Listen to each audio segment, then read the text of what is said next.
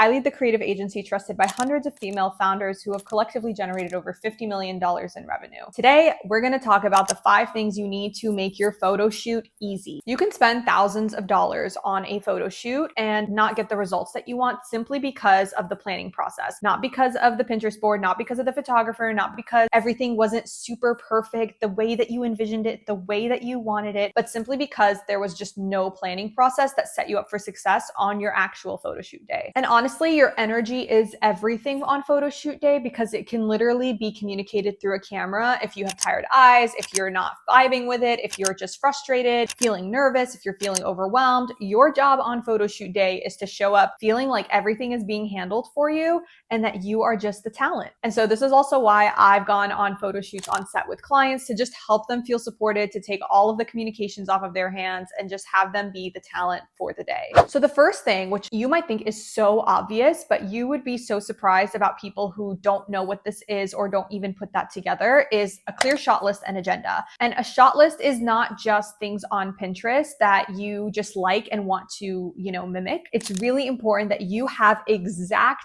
details of the poses that you will be doing during your photo shoot. And bonus, if you are communicating with the production team, your photographer, whoever, beforehand to make sure that they can capture those photos for you. It's also bonus if you are actually communicating with them and letting them know, hey, here's where I struggle with posing. Here's where I'm insecure about it. I'm not always in front of the camera, and so I'm camera shy. I might take a minute to warm up. These are all things that we like to collect on our intake form when working with clients because that matters. The photographer knowing that matters. Those are things that could also eat up into the time. Not that it's a bad thing, but it's just helpful so that you know what to expect on your photo shoot day. And going hand in hand with that is an agenda. I cannot tell you again how many people just know, okay, 11 a.m. we're showing up at the studio and then we're just going to go through it. Versus I create an exact play-by-play agenda in terms of, okay, what time am I meeting with the client? What time are we leaving the hotel? What time are we actually arriving to the studio? What time is our first outfit change? What time do we need to take a 5-minute break? What time are we touching up our makeup? What time are we wrapping up? What time is the makeup artist showing up? What time are the models or clients or whoever else involved is showing up? All of these things need to be an agenda. And so sometimes even if the agenda isn't followed by the minute, I still have a range to know, okay, this is how far behind we are versus this is how far ahead we are. This is what we have time to do.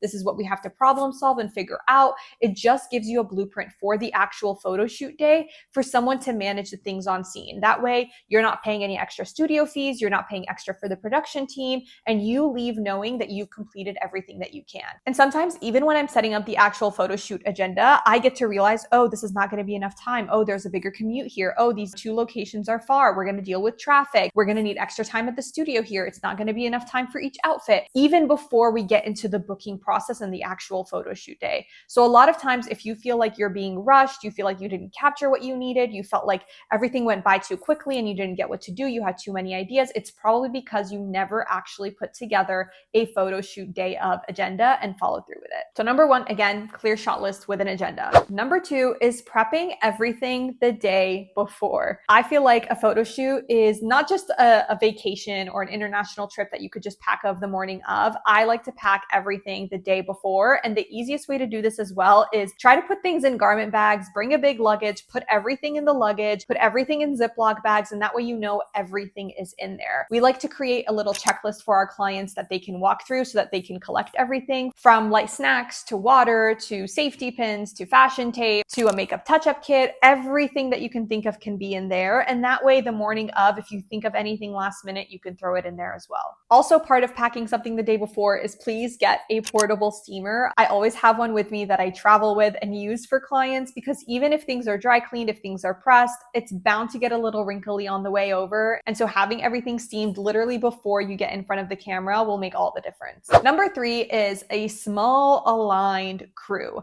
I'm not a fan of going to a photo shoot and having an influx of people there when not all of them need to be there. I think it makes room for way too much chaos. There are way too many people moving around, too many people involved. Obviously, again, if this is not people that have to be involved in the shoot, but there's just way too many opinions. You're now being in front of more people than you anticipated on being. You have trouble warming up. You want to ask for everyone's opinion that might not be valid. And so a small aligned crew is key. Just the people that you absolutely need. If someone doesn't have a clear role or responsibility on your photo shoot set, they shouldn't be there. That means unless your best friend or your sister or your assistant are recording B-roll for Instagram, capturing footage that you can do on social, capturing behind the scenes, they don't need to be there. Put together a small but aligned crew that can support you with everything that you need the day of. Too many people is too much chaos, too many opinions. We don't need that. Which brings me to number 4 is having a designated point of contact that ideally is not you. On photo shoot day, if you are the point of contact, it is just very nerve-wracking to have to answer to multiple different people that morning, set up multiple different things,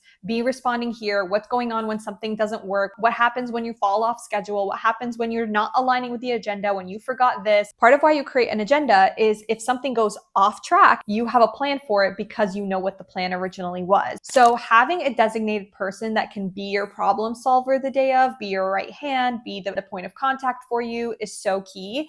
When I fly out for client shoots, normally this is my job. So literally from the moment they bring me on, they don't talk to anybody but me. I am the one scouting for the talent, the makeup photographers, models that are involved, talking to the studio owners, looking at locations, booking transport, looking at hotels. And so all of these things are important and really alleviate the process of having a shoot feel like this whole ordeal. And this is honestly why for so many of the female founders that I work with, photo shoots are part of their business. It's a routine. It's something that they have on their schedule once a quarter, 2 times a year, 3 times a year, whatever. That's just how it is now. And so part of that is having a photo shoot process overall, including all of these things, and a point of contact that can literally take the thinking out of that process. And this brings me into number 5, having a photo shoot day ritual. What are you doing during the morning? What are you doing after your photo shoot? And honestly, not just after your photo shoot day, but after your photo shoot time. This is honestly dependent on how often you do photo shoots, what your energy is required on set.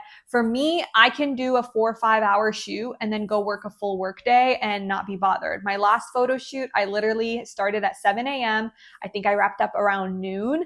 And then I took a break for an hour. And then I had to be at a whole client event that I was the creative director at and function for the next 5-6 hours, right? That's just me. I have other clients that the photo shoot day, regardless, even if it's 2 hours, really takes them out. So they need a very big kind of wind down process. They need to have their favorite food. They need a hotel with room service. They want to have the next 2 days off. Oftentimes they don't want to travel back home right away. Or if they are home, again, they need this wind down ritual. What does that look like for you that allows you to get excited about the routine? And sometimes it's also like a warm up ritual for your photo shoot day as well. So I have a client that is super into wellness, and it's really important for her that on these big days, she treats them as if they were any other day, meaning she gets her workout in, she has her green juice, she feels energized, she meditates, she does whatever she needs to do to really get into the photo shoot vibe. And these are also little things like photo shoot time, if that's something you can control. For example, I was just talking to a client who was very honest, was like, I'm not a morning person. I'm not going to be able to do a morning shoot.